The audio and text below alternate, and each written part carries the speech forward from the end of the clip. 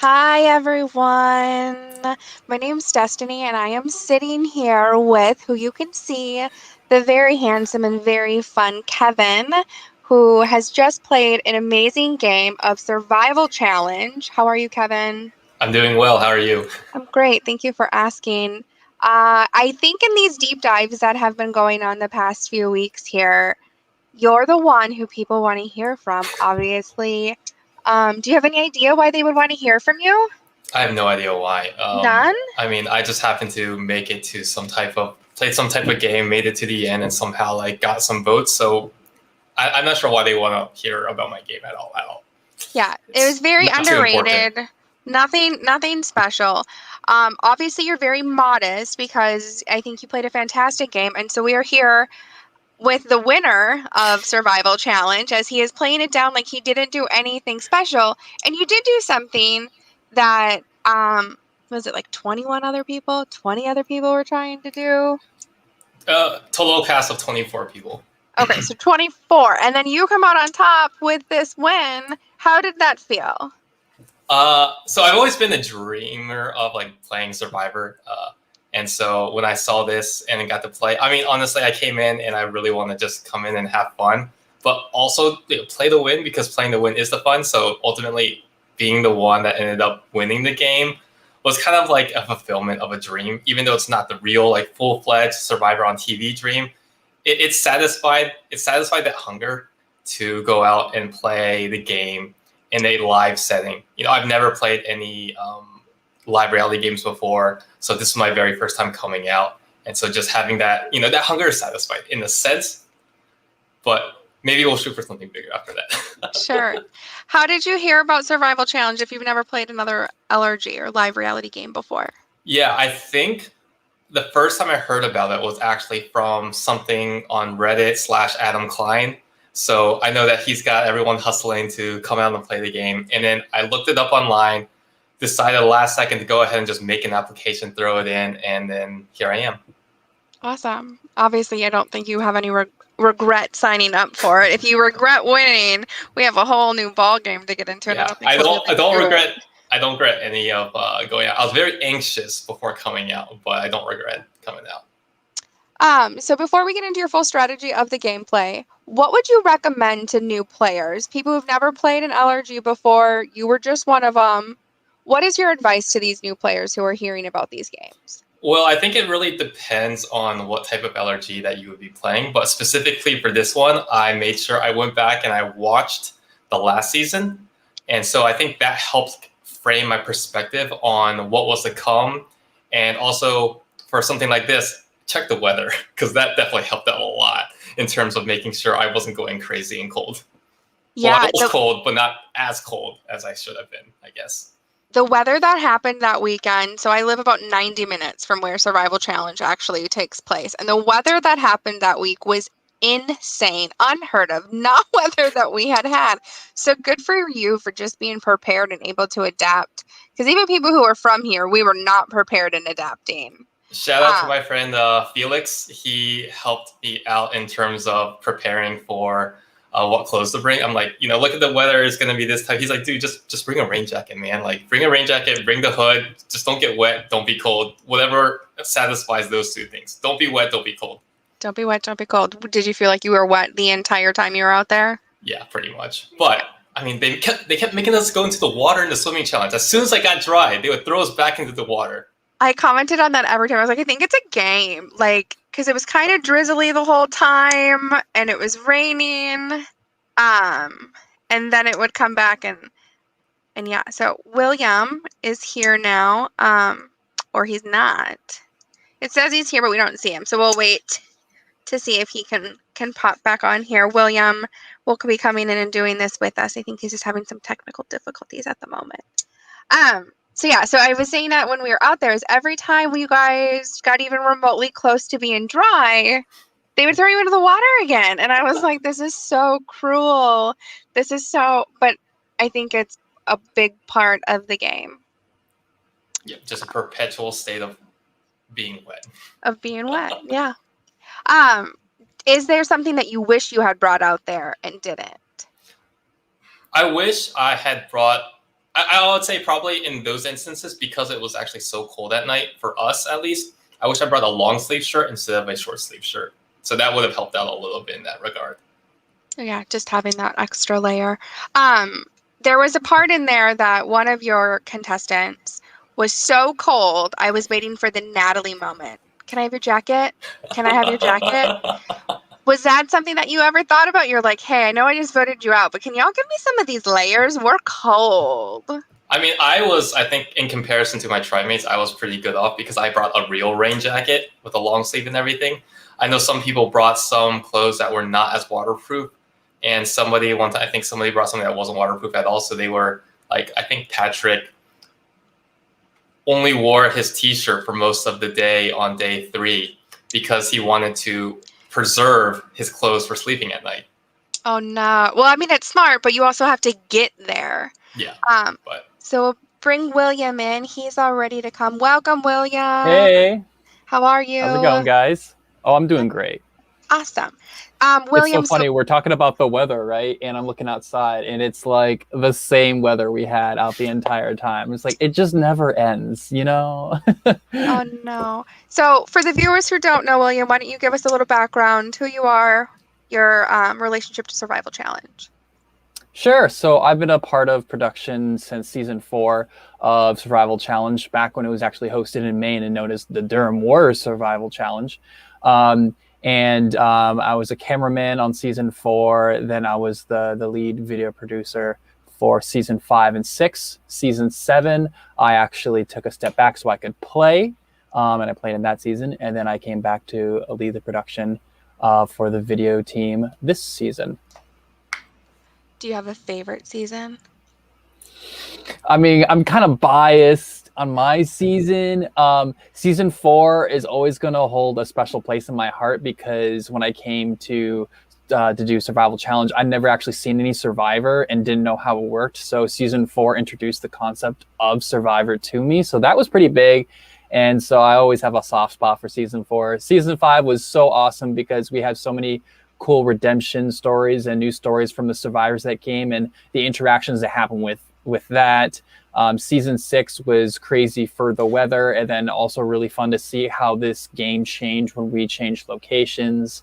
And then this current season was just awesome to see how I think the level of strategy really has been evolving season after season. And then I think a big theme this year, if we want to go into this a little bit, is talking a lot about how the pandemic brought in a lot of these org players and like people who had never played orgs starting to play orgs. And then now we're seeing a lot of these org connections in this. And we've had org connections in the past, but never to the scale that we've had as we had in this year. Yes, there was a lot of connections in this game, and we get to hear it and see it and watch it and try to kind of spiderweb map it. Kevin, for you, is there anyone on the cast that you saw, knew, recognized? Did you have any pre-game, some sort of connection? So I'm pretty sure that all 23 other people had no idea who I was. I recognized Jamie because I've seen him online before, but apart from that, no other real connection for me when I rolled in. So I thought this was, like a nice, clean game. Everyone was pretty much strangers, or maybe 1 or 2 connections here and there. I was surprised to see how networked everybody was when coming in at the end of the game. I was like, wow, wait, everyone knows everyone. Do you think it helped you or hurt you? I mean, I'm here at the end now, aren't I? No, you are. But let's put it this way. I think I got lucky with the draw that my tribes didn't have connections that impacted our game to the degree that it would influence tribal votes as heavily as I thought it would.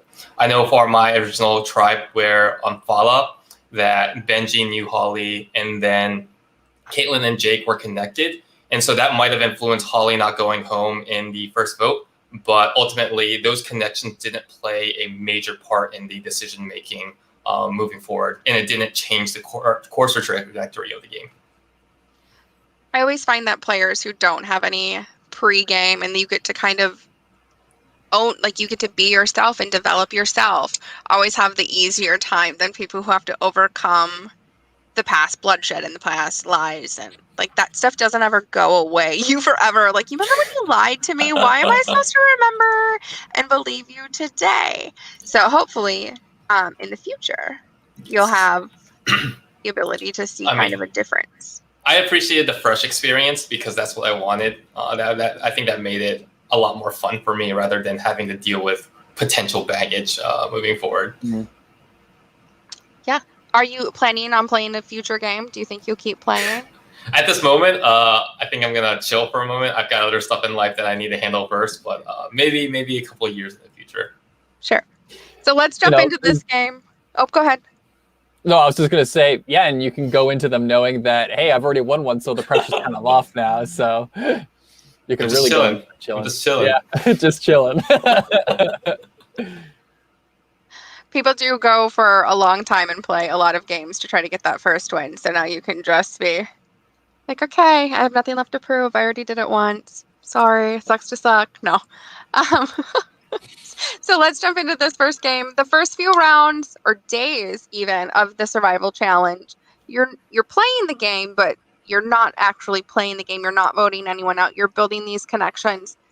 And as we've just discovered, you don't have any connections in here. So what is your strategy going into it? How did you tackle, first off, this one world environment and then all of these challenges that you were doing for rewards? Yeah, so when it comes to the world, I didn't like it very much. I have to fake myself a lot more, put a lot more of my social energy out when it's a large group of people. Like I can perform okay in large group settings like that, but I don't personally enjoy them, and it takes a lot of mental energy out of me. So when we were just seeing a bunch of like 23 other people out there, as opposed to being in a group of 8, that exhausts you instantly.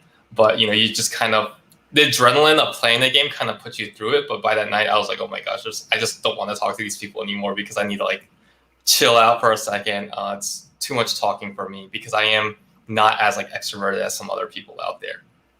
But I was able to get some conversations in with my group of 8 per se, and try to just slow play, build the connections through that instance, because I don't want to be the person that's like gunning for the game, and especially when I know that we don't vote anybody off until day 3. So I want to just get the feeling for everybody as we move forward on.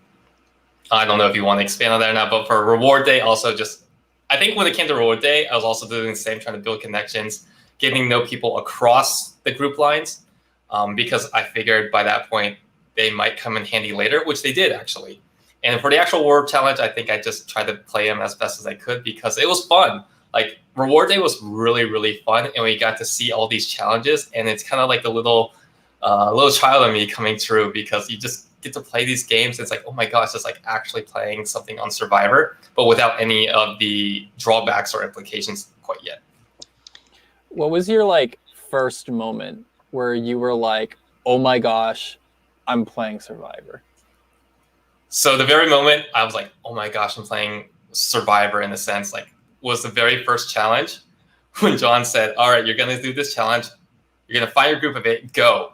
And before I jumped in the water, I told my group to everybody take their shirts off that's jumping in, that they don't get wet. But as soon as I hit the water and started swimming, I'm like, oh my gosh, this is actually happening. And I had this big smile on my face. I was geeking out until we got about halfway through the water, and then I was painting because I was really tired. You do have another instant in the water where I thought you were drowning and truly thought, I was like, we're not going out there for him. We're just going to go and we're going to let this young man drown out here on this pond. Do you know what I'm talking about? Oh, whatever could you mean?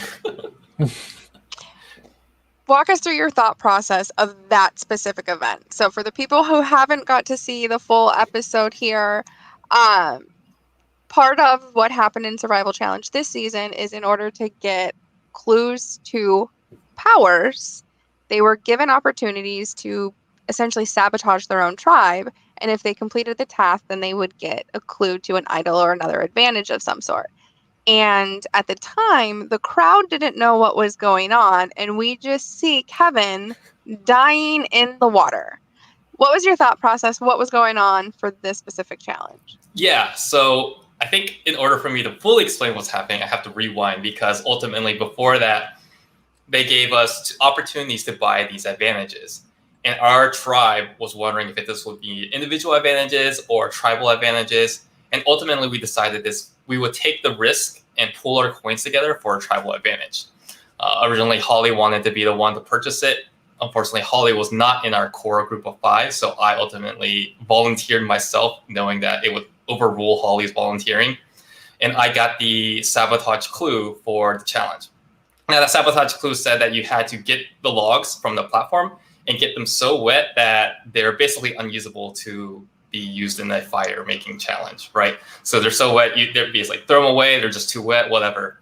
So we come into that challenge, and I was so confident that we would be the first ones to make a fire that I didn't think we even need the logs in the first place. But unfortunately, because the tinder wasn't enough or something like that, we ended up coming into the second half of that challenge in last place. And it's a very close race for last place. So in that moment, I say, okay, look, maybe we actually need these logs. I don't want to lose this immunity challenge just because I sabotage it. So we'll play it by ear, see what happens. I see that we're slightly ahead of Holada. I say, you know what, I'm just going to gun for these logs and make a game time decision at the platform. Swim over to the platform. We get to the platform. I try to pull the logs off the platform, and I want to lift them. And as soon as I pull the logs and try to lift them, I realize this isn't coming back with me because this is way too heavy for me. Like I'm a tall guy, but I'm a pretty scrawny guy. Like Jake managed to get that across, but he's like a really well built dude. Like I'm not that strong. So as soon as I try to lift it up, my original goal was to swim about halfway back and then like lose the log somehow in the water, get too tired or something like that. But as soon as I try to lift it up and execute my plan of halfway back, I start sinking. And I'm paddling my legs underwater, and I just keep going down. I accidentally take a big gulp of water, and I realize in that moment, I was like, you know what? I'm taking the idle clue because I'm bailing right here. So I throw the logs out. Unfortunately, the water got into my lungs or my system here, so I come up coughing. Anthony rolls over. I'm like, you know what? This will be a great show if I just take this help right here. So I roll over to the canoe, go over there. He's like, are you okay? I'm like, yeah, I'm okay. So I take a second to breathe and then swim all the way back. And I feel pretty good that I got the clue because I know I got it. Now the second part is just winning the challenge, and that didn't work out so well for us. Yeah, that was the hardest challenge to watch, I think, for everybody watching it. It was a very frustrating. And your tribe you weren't far behind. Your fire just ended up going left and right versus up and down, and that's right. I don't think we blocked the fire well enough to make it burn upwards. It started burning to the side, which ended up making the logs start tilting, and we weren't able to correct it. Yep. So it was interesting to see, but you did. You scared me, and then finding out later, that's when I became your fan. Just kind of coming out on site, and you're seeing all these people play, and not only did you sell the fact that you were like dying, nobody had any idea. Nobody had any idea that was a sabotage. Even though there were other players who had that clue, I don't think it was known to anyone. Oh, except for Alex. Alex comes up to me after the fact and goes like, yo, nice performance over there. I'm like, what the hell are you smoking, man? Like, that was for real. And he's like, nah, we had the same clue. I'm like, cat's out of the bag. Got an idle clue. So basically I have an idle at this point. And then Thanks, Stephanie Alex. did the same thing right after too, so I bet she knew as well. Yeah, she probably knew as well. Yeah, I think Jake was the only one who didn't know. and got the logs out of the water for him. So it is funny. So Kirk has some lovely words of encouragement for you here. Says sucks to suck. And I don't think you necessarily sucked. I think that you sold in a portion, and it does come back later into helping your game, at least from my perception. What other parts of those challenges do you think ended up helping and or hurting your game? So are you talking about the reward challenge day or the immunity challenges? Any Just part any of of the it. challenges? Any of I it. think one of the interesting ones was the food challenge. I think I performed exceptionally well at the food challenge because ultimately I had half of the fermented soybeans for the eggs, and then I finished to play the mealworms for my tribe. I know for everybody else it might have been difficult. I didn't have a problem with the taste of the food because ultimately all the foods were Asian cuisines, and I've eaten some variation of those during my lifetime. So the taste or the texture weren't a problem for me. It was mostly just the volume, but I think I performed pretty well at that. But in my mind, I'm like, oh, this is too good. Like, this is gonna make everybody very, very akin to my abilities in these challenges. So I was very worried after performing so well in that. But I needed to because I didn't want my tribe to go back to tribal council. So that was one of the challenges that I was very wary about that would paint the target on my back moving forward. And I knew that people would probably talk about that challenge moving forward. Do they talk about it moving forward? I have no idea. I don't know what's happening on the other tribes. I'm like, I don't feel like that was one. At least not your performance. I think other parts of that challenge were talked about, but I don't think yours was. Well, I was worried that it would be a factor of pinning a target on my back, saying he's like a big physical threat. Sure. And also I know that I did pretty well physically for a lot of the challenge. So I knew that that would be also a factor. So I knew that, for me, I would be a target. I know Chris was already talked about as being a very smart and physically, surprisingly physically person, despite his size. And I definitely knew that people were definitely looking at Landon. Oh, 100% Yeah. Landon was. And we see that kind of going into the later challenges, that Landon and I think it's Holly kind of try to block you from not winning that immunity at one point in the cargo net, or at least that's what it looked like from the viewer section of it, that they were blocking you from finding the exit. And I think that has a testament to how good of a player you were and how under the radar you were able to play, that you got to that point. And by the time they were like, whoa, Kevin's winning a lot of challenges, it was too late. There was nothing further they could have done because you were just going to kind of ride into the sunset with them. Do you think there's anything you could have done that would have lowered your threat level as a challenge competitor? I definitely could have lowered my ability physically. I definitely purposely avoided taking the spotlight on the puzzle side so that, because I knew I was pretty good physically, and I didn't want my, love for puzzles come out so quickly. And I knew that I would be able to perform in puzzles. Like, for example, the ladder staircase puzzle that we did during one of the reward days. I definitely performed really well on that one. I think one of the early steps I could see when I was tall enough to see the first couple of steps. And so I was able to get the first two and the first one in a single try because I could match up the holes. So stuff like that I was able to do where in a big group setting, people aren't really paying attention, but I never wanted that spotlight spot to draw the attention to myself that I can also perform on the puzzles. William, did you see that affect other people in the game where they were taking that hero role all the time and it was kind of a downward spiral? Well, I remember one of the first things that happened on Friday. No, was it Friday? No, it was Thursday when we first started the reward challenges, is that Benji was the first one to successfully take a hero role. And I know that was part of his strategy to not do. So I immediately went up to him to do a mini confessional. So looks like you took a hero role even though you didn't really want to. How do you feel about that? It's well, I mean, it just kind of is what it is. I have to navigate the waters as I can, or something to that effect. Sorry if I'm misquoting you there, Benji. But I think that Kevin in general did a good job of, obviously it's hard not to be noticed as someone who is athletic like he is, but I think he did a good job to, like you said, not doing a hero role in the puzzle side of things. So at least if people thought Kevin was a threat for challenges, they were probably more thinking on the physical side and not so much on the puzzle side. Yep, and I was going to say another example of that is I tried to purposely sit out of the maze challenge because I didn't want to be seen doing that one either. That was a hard challenge. I think that was very smart. That was a hard one to watch too. You could just see the frustration kind of coming in. So a part of being in the survival challenge outside of no luxuries, and you are in essentially playing a real game of Survivor minus the TV cameras 24/7 and it airing on that network that we don't talk about because we're not sponsored. I'm out there not 24/7, but as much as I can be. Right. Aside from that aspect of it, did you find the fatigue, the hunger, how was that impacting your game and the decisions that you were making? So I definitely felt the mental fatigue a little bit, and the physical fatigue on day 2. So we didn't eat at all. It was just back to back to back to back to back reward challenges. And so from that point on, and then also not sleeping that well that night, whenever we climbed up the hill from the holding area to the road or challenges, I felt it in my legs. I'm like, ooh, these are getting heavier every single time, heavier every single time.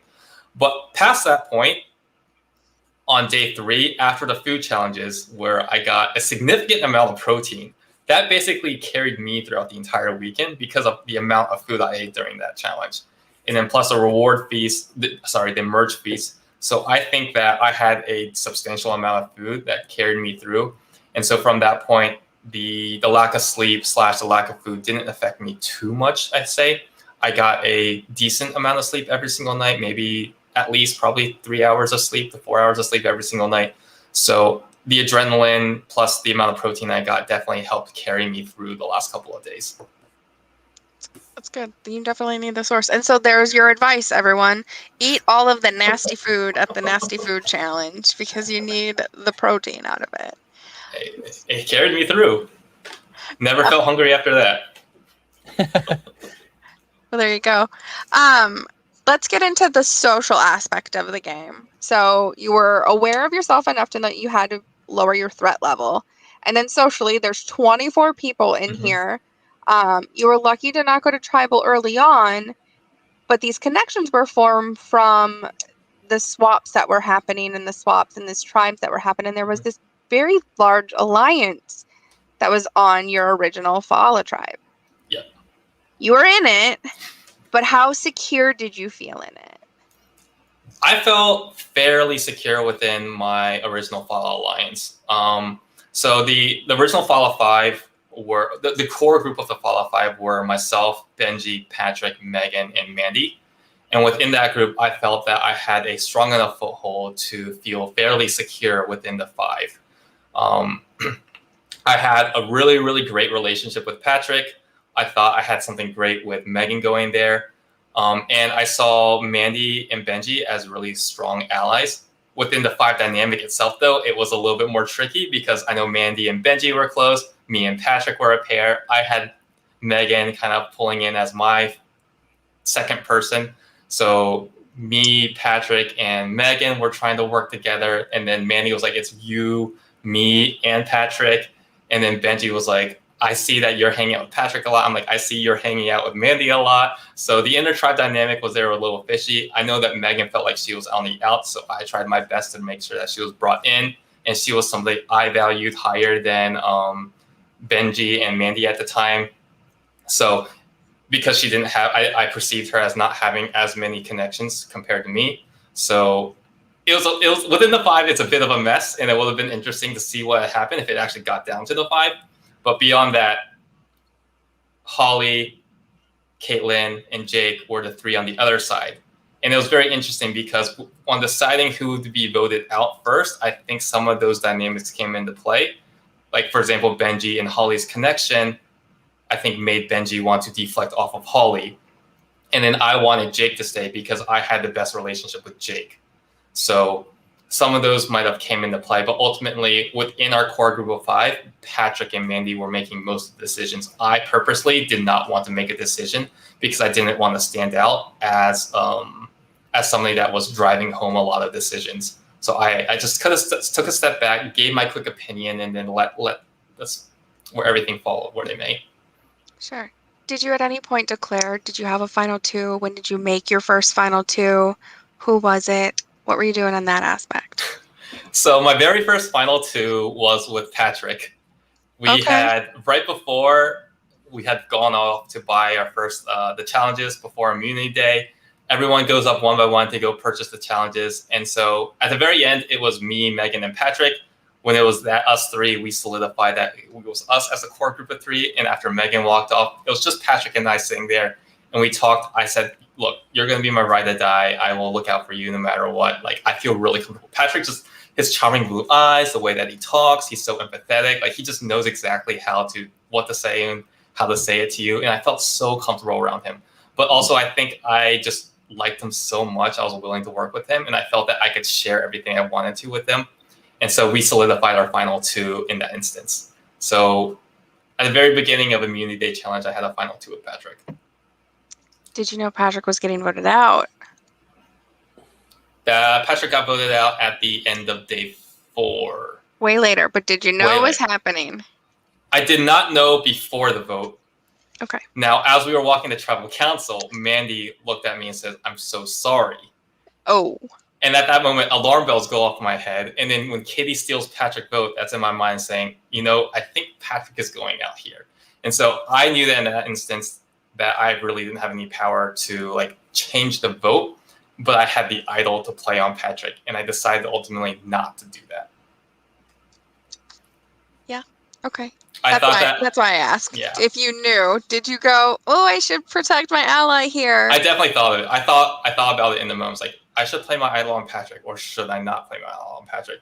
And unfortunately, I probably wrongly interpreted how much power or how much sway I had within the remaining players in the game, which ultimately led me to having to use it offensively.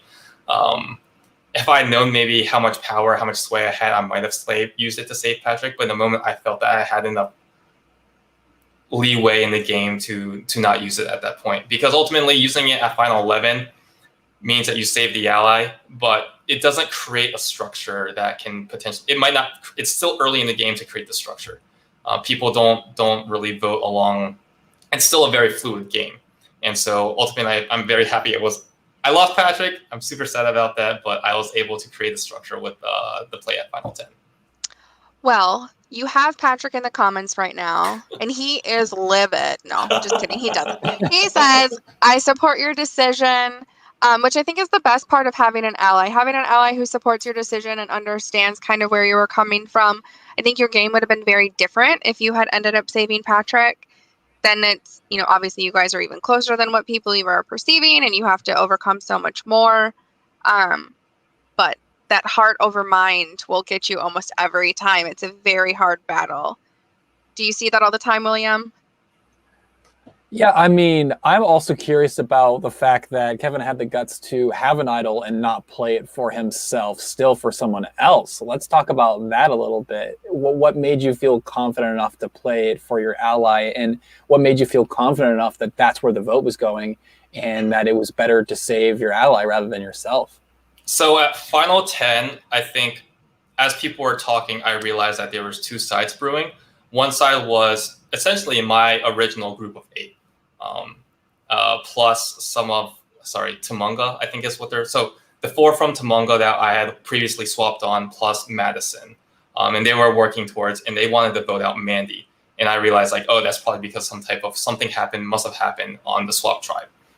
And then the other group of people were quote unquote just I would call them the misfits in a sense, because they were the people that from old Halada, Landon and Katie, they were at the last ones of Halada. Holly was the misfit remaining person on Fala. Mandy's the person that flipped on everybody. So it's kind of the misfit group.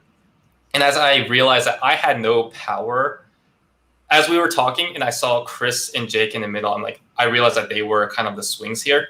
And so I went up to them and I was like, hey, who are we going after? Because the options right now are Katie, Mandy, and Madison. I told them I don't want to do Madison. I don't want to do Mandy. I want to do Katie. And they ultimately decided not to go with my proposal at all and just said, let's do Mandy. And so I checked in with Landon, and he's like, Mark Group is doing Madison. So I knew the votes were going to be Mandy versus Madison. And so I had to do, basically at that point, I knew I was a swing vote and I had to pick a side. And I chose the sides of the misfits because it would give me a 5-4 majority as opposed to playing into a 6-3. And within the 6-3, I realized I had no power. The 6-3 would originally leave me with the original, the yellow tribe. So that's Chris and Jake, Tiffany and Devin, and then plus Madison. And I knew Madison would probably be more connected to Tiffany and Devin. Chris and Jake were a pair. So I would basically have nobody at that point as my number 1 on that side. But if I stayed on the Misfits group, I would still have Mandy as a number 1. So I decided that would be the way I would roll. And I was thinking, my brain was going crazy at Tribal Council trying to figure it all out because you have so little time to actually make decisions. I think you can see it in that when at that Tribal Council, you can see your eyes were going, and we had lots of conversations like, is he confused or is he just, and it sounds like you were just putting this puzzle together of figuring out what the best move was. And clearly you made the right decision. Not everyone is going to be happy with your decision, but you made the right one. And so in going forward and doing what you do, you end up getting somebody who is a great ally to you. And I would be really close to say that you wouldn't be where you are without her as an ally. And I would assume that you're kind of saying the same thing. Talk about that relationship that you end up forming with Maddie. I love Maddie. She's great. I mean, Maddie's a go-getter. She's a hustler. She always puts like 110% into everything that she does. I know that earlier in the game, I had a lot of suspicions of Maddie, but come that point, like I knew that I could trust Maddie moving forward, and we basically like strategized everything together from that point forward. And I knew that at that point I could trust her, and she would not turn on me. Now, like if she wanted to vote me out at final 3 or final like 4, then I totally understood. But like before that point, I knew that she wouldn't turn on me. And we get to see a lot of things kind of happen where you save her, she saves you. You have this really fun experience of, which is my favorite event of the whole game, is playing the podium. Can you walk us through that? Oh, geez. I mean, I knew I wanted to. I knew in that instance, I was like, I'm gonna play this idol on Mandy, and she's gonna be safe. But I'm like, you know what? A good idol play never comes without a good speech. So I sat up, and then I just started talking. I have no idea what I said in that instance. I just knew that like I was gonna play this idol, and just moments before, Chris and Jake, sorry guys, had just completely shut me out of their conversation, and I was a little bit annoyed. A little bit pissed at how things were going for me in the game. And so I just said my words. Nobody is effing listening to me. You know, you guys need to listen to me. I want some power in this game. I want some sway. I need people to like take my opinion and listen to it, because or else I'm not going to be in this game much further on. Like even if I make the end, no one's going to care about me. So I want people to care about me. And so I play the idol, and it works out. Well, on behalf of production, we want to say a big thank you for making it a huge moment and adding a speech to that play, because it made a whole idea and concept of doing that activated podium idol so much more fun and such a like memorable moment for the season and for many people to look back on.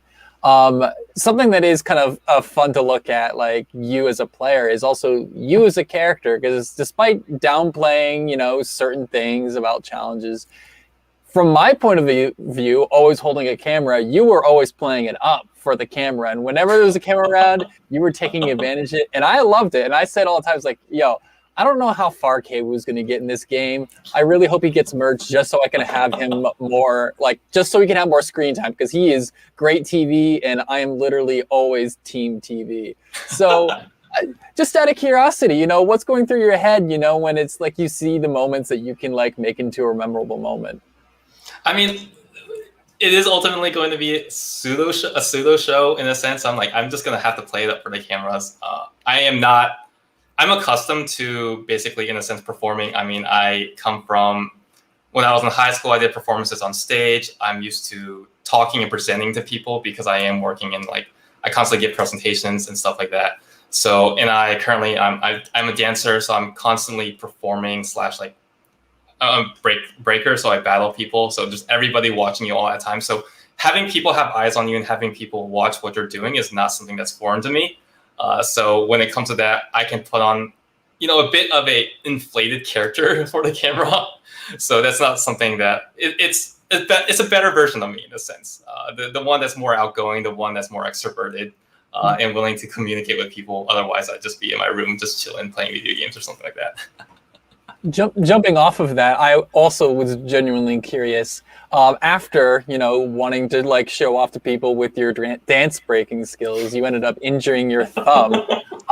But I couldn't help but notice that at any opportunity when someone was like, "How's your thumb doing?" you always seem to play it up, And I was like, is Kevin purposely racking up as much pity? I hope he's racking up as much pity. I definitely was. I was. So the entire performance of breaking was also to just get everybody to recognize me. Also, I at first I really didn't want to do that because when someone hears breakdancer or breaker or something like that, they like, oh, they can do crazy things. They can spin on their head. They can they must be really strong, really athletic, great at balance. But at the end of the day, it's still who I am. I didn't want to lie about myself because it's just easier to play that way.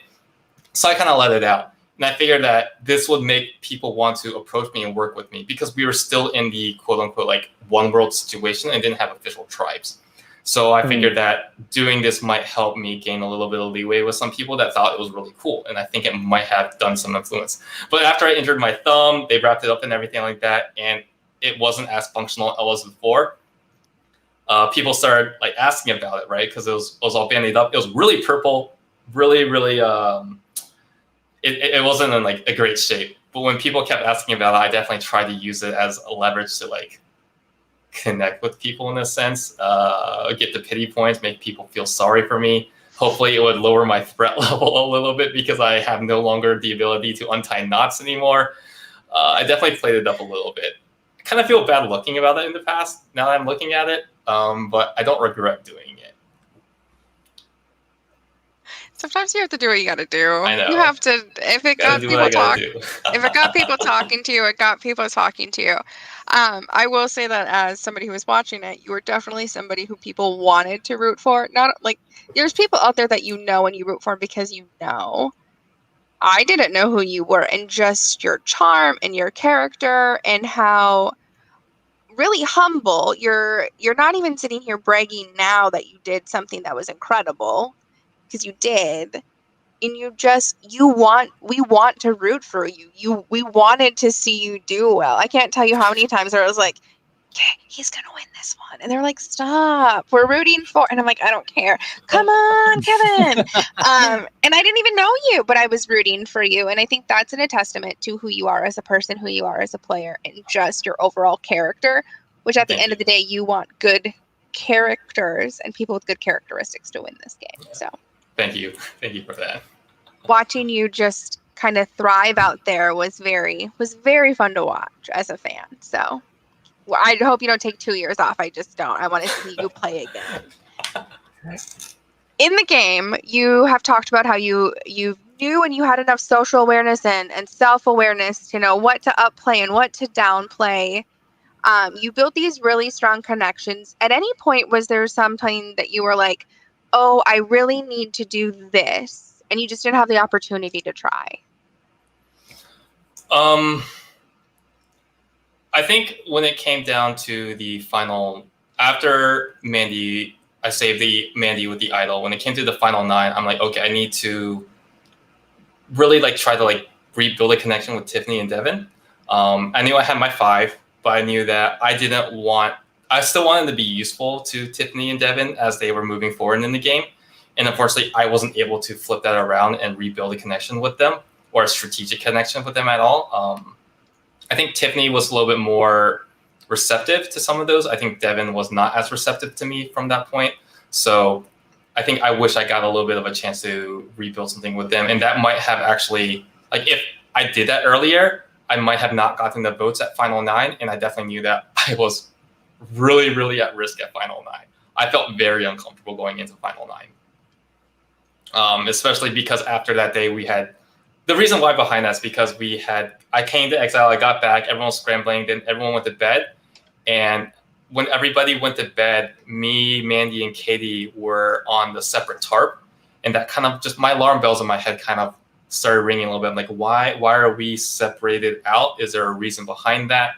I know it's not on purpose, but subconsciously there might be a reason why we are the 3 that are not sleeping in the main tent, but in the side tarp.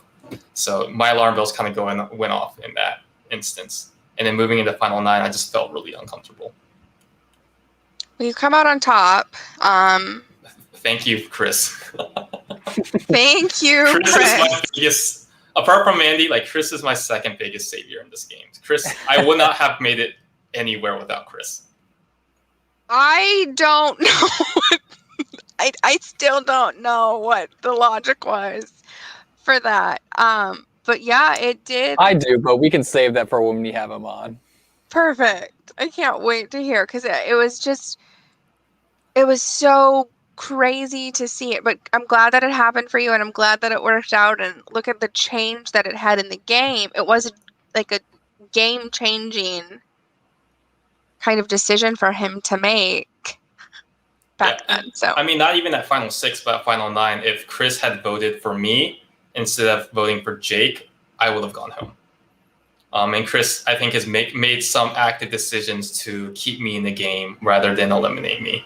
So we had built after I tried to vote him out, we built a pretty strong relationship after that. good. Well, Chris is in the comments right now, and he is saying thank you, part 1. I expect a thank you, part 2 later. Don't worry, on the second podcast or anything like that, I'll give you a part 2. Standing ovation for your words. I don't know what that's in, and I also want these thank yous. So whatever this is about, William and I want in on it. Well, once you had that saving grace thing with the rocks, was that your moment of, I need to go all out for these next challenges? Yes. Coming in the Final 6, I was trying to win that challenge. Did not win it, but luckily Mandy won instead of Landon. And then coming in the Final 5, I knew, I mean, it's going to sound, this is my one slight of arrogance, but coming into Final 9, and we had our confessionals in the dark, in the woods, and, the last day confessionals, they asked me, where I stood in the game and how far do you think I would make it? Do you think you have the ability to win the game? And I told them straight up, I don't care who I sit with at the end, I will win. But the hard part isn't, winning the game. The hard part isn't getting to the end. I'm sorry. The hard part isn't convincing the jury to give me the votes. The hard part is actually maneuvering my way to the end. And I knew that I would have to play a much more simpler, structured game to actually get there. And so part of that was saying I have to probably win the final 1 or 2 immunity challenges. And to my forte, in a sense, I was able to actually pull that out. Yeah, you won them both. So I think anytime that people were ready, and I said it earlier, when people were finally hey, we need to make this move for real, they couldn't anymore. You were so far past, and you had allies in there that were just not willing to turn on you. And again, that's a testament to you, and you don't let anyone ever take that away from you, because that's 100% you. That's not luck in the game. That's you. And a little bit of luck. I don't think that people being loyal to you, that they won't turn on you, that's not luck. That's you. You might have had luck winning a challenge, but having people who won't turn on you, that's not luck. The rocks were luck, but even to get to the point for there to be rocks, all of that came from having these really good relationships with people, where they wanted you in the game. So I think that's, again, it's a testament to you. You can downplay it if you need to, but it's a testament to you. So pat yourself on the back for just being a decent human and people wanting to have you around. I'll give that myself that. Okay. William, is there anything else you want to know? You spent a lot of time with Kevin out there. Is there anything that you're what were you thinking? I think I mentioned this in the exit interview, but I love just to have another moment for Kevin to talk about this moment, because it's personally one of my favorite moments of the season. That's not necessarily a flashy moment, but just a really, really cool moment that really hits home for me and the other people in production while we do this, is when Kevin won the Final Four challenge. And he just had this moment where you could just see and feel how much that moment meant to him, and that relief of knowing that he was going to be sitting at the end and he was going to have the chance to make his case to win. And seeing the process and being with him for the past, 5 days, we knew the struggle it was to get there. And so, he was really emotional in that moment. And I think everyone kind of connected with him in that moment, and just really understanding, his passion for the game and what this moment really meant for him. And it was just a really, really neat moment. Yeah. I mean, I've been watching Survivor ever since season 17, Gabon. And so I got super involved after I watched Ken Hong on that show because I was a Smash player. But ever since then, I've been die-hard obsessed. I've sent in an application tape in college. Obviously, in college, you're young, you're not as mature, you don't know as much. But as I've grown and matured, I've realized that this is something I'm a huge fan of, and I want this to be kind of a part of my life. And getting the opportunity to actually come out and experience something that is as close as you can get to the real show. And so when you go out, you are anxious to play because you care about this so much. Even though you lied to yourself and said it's okay if I get out first. It's gonna be a great experience. It's okay if I get out second. It's gonna be a great experience. But the deep down inside of you is you want to win. And so definitely knowing also coming into the Final Four that I knew that it was win or go home. And actually securing that, a wave of relief hit me and a wave of just joy that I would be able to plead my case at the final three. And I knew that I had a very, very strong shot of winning at that point. Awesome. So you do end up winning and you get this crazy awesome prize here. What have you done with it? Anthony has it. He got back to, so Anthony lives in Sterling or Ashburn area. So I had him assist me and drive it back, and I think he's back now. So I'm going to go pick it up from him when I get the chance. So unfortunately, you can't see it. It's not in my room yet, but it's located in Virginia at this point. So I will. Unfortunately, you gave it to someone who's experienced in bringing back a trophy. So. Yes. I gave it to a previous winner, so he knows exactly how to take care of it. So, do you have a spot for it? Do you have a place for it in your room that you're ready for? So I just signed an apartment to move to New York. So we'll see where that goes and when it comes with me to New York. Well, it better come with you. Yeah. I mean, I'll bring it with me. I just need to find a spot for it. Awesome. New York apartment's smaller than my current apartment now, so. They're tiny. Very tiny. That's what I'm saying. Are you going to have room for it in this new apartment? It's a pretty big trophy. We'll see. We'll see. I mean... We'll find a spot for it. Right on my bed. Maybe it'll be my next new pillow. Oh. It's not comfy, but it'll be a spot for it. Hey, it's comfier than the ground out in the it's comfier than the ground outside, so that's a plus. Anything's comfier than that. Oh my word. For the future players of the Survival Challenge, the future hopefuls, do you have any advice for them? I would just say just go in and play, have fun. Don't stress out about it when you go in. I mean, obviously you're going to be anxious. Obviously you're going to want to overthink everything, but I feel that it's much better to go in and have a chill attitude about it. It really relaxes your mind. It lets you see things more clearly, and it lets you, navigate the game in a less stressful manner because you're able to just relax and be your true self in that instance. And that's what I tried to do when I was coming into the game, is just take a deep breath, relax, go there, have fun. It's okay if you end up being an early boot, and try to convince yourself of that in the early game. And that way you can just go in with the expectation that this is an experience, rather than always thinking how do I win? So that was the attitude I came in with, and I think that did help me out early. But obviously, be the best person that you are. Don't take anything away from yourself, and just be yourself. Did you learn anything about yourself while you were out there? I mean, I kind of learned I wasn't as much of a bitch as I thought I was. Minus the thumb. No. I was because I've always been, I don't like the rain. I'm afraid I don't like the cold. I don't like it when it's too hot. So when you just go out there and your mind, your body, you experience all these things. I need my 8 hours of sleep a day. If I don't get my 8 hours of sleep, I have to take a nap or I'll get a little bit cranky. So all of that jazz. But then actually going out there and just running off everything, I'm you know what? It's you can do it. You can sleep. You can be cold. You'll manage. You'll live. And what's the experience been like? For the community aspect of now you have these other 23 people to share this unique experience with. What's that been like?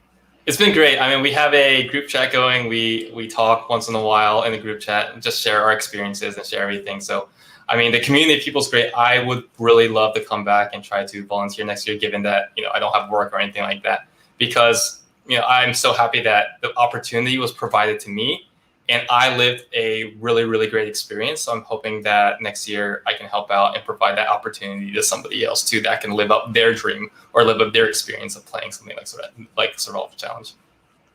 Couldn't say it better myself. And on top of that, if you're ever looking to recapture, some of that experience that you just had, it doesn't get any closer than helping out set it up for the next year, because you kind of get to like live vicariously through everyone else. And like you said, being able to provide that experience for the next group of people is its own individual special experience that you'll also hold very dear. Yeah. I was talking to Anthony. He's like, he saw once they started voting people, he's like, you know what? Put me back in, coach. I want to play again. And I'm like, ooh. That's how much it meant to him. Yeah, absolutely. Is there anything else you want to give out? Shout out to any of your fans that are watching, because you do have fans out here. They are making KWoo t-shirts and all sorts of stuff around here. Please don't do that. Shout out my friend Felix. He's probably not watching, but he was a huge. I basically like freaked out a little bit beforehand, like talking about all the survival stuff, and he really, really helped me out. He helped me pick out my shoes. He helped me pick out my jacket before we went there. So big shout out to my friend Felix. Big shout out to my friends from my fraternity back in the college days. Also like Grace and Eugene, who were big supporters of me and convincing me to actually like go through with this and have the time of my life. Big shout out to my B-Boy crew, Supernova. They hear me talk about this all the time, and I know they don't care that much, but they'll still listen to me because they care about me. So shout out to them. Aww. And they're not listening, but shout out my family. I'm glad that you guys were able to watch and be proud of your son. Okay, Awesome. I don't even know how to close on that, because it's so much nicer than anything that I could even say. Kevin, you are a joy to watch. Seriously, you bring so much just positivity all around. I'm not saying that you never complain about anything, but I'm like, just your energy when you walk in, it is contagious. You can feel it. You can feel your passion when you're around. So as somebody who was watching and cheering, just thank you so much for giving your all to this game. Thank you so much for being, I've only watched one season, so I'll say the best winner, because I've only seen one season. No offense to anyone else, I've just only seen one. So thank you so much for that. Thank you so much for coming on and talking to us today. For those who are watching, we are going to continue doing these deep dives for the next few weeks with the players of Survival Challenge. If you have any questions, let us know. And if you are interested in applying and you can one day talk to William and I about your experience, applications for Survival Challenge go out in January, and they are always looking for new, fun, and exciting players to experience the game. If there's nothing else, we will sign off, and we will see you all next time. Great talking to you guys. Thanks, Kevin. Thank you.